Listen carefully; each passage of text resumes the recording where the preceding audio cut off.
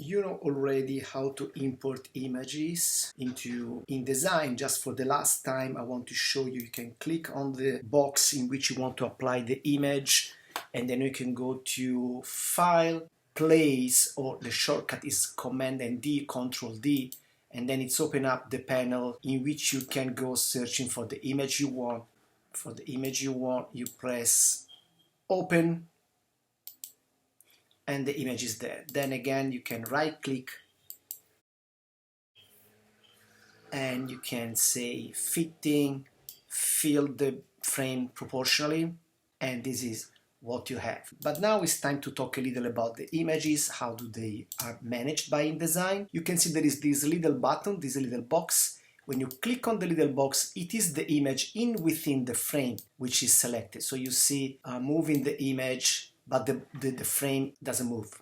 You can fitting again, you can center the content and the image goes back. You may also decide to change the image within the box.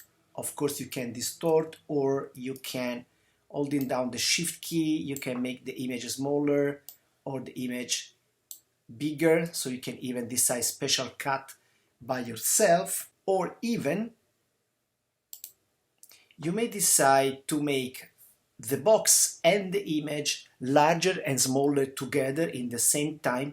In this case, you can click in any place except the center. You can click over the box, holding down Command and Shift, or in Windows, Control and Shift. You can drag him from any corner. You can click and drag and make the image bigger or smaller. There is also another way to import the image in InDesign, something I like to show you now.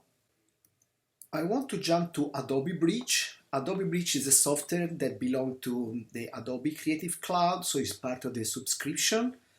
From here I can go through my different folder, and then here this is the folder in which I have all the image, so I can see better the available image in my exercise. And it's cool because I can even decide to drag the image into InDesign directly. Of course, this technique works better if I have two screens. You can click and drag the image into the position you want. I want this guy here, for example. And then, of course, you can go ahead like this if you want, and then you can click, holding down Shift, click on the other two, and then you can fitting, fill, and then all the images are evenly placed into the layout. So also this is another interesting option you may decide to take advantage in joining together InDesign and Adobe Bridge. So I have reorganized a little my layout of the images.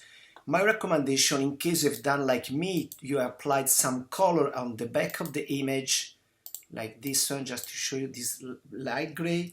My suggestion is to click on your image all together, holding down the Shift key, and to remove the color, just to make sure that unexpected color will appear in case.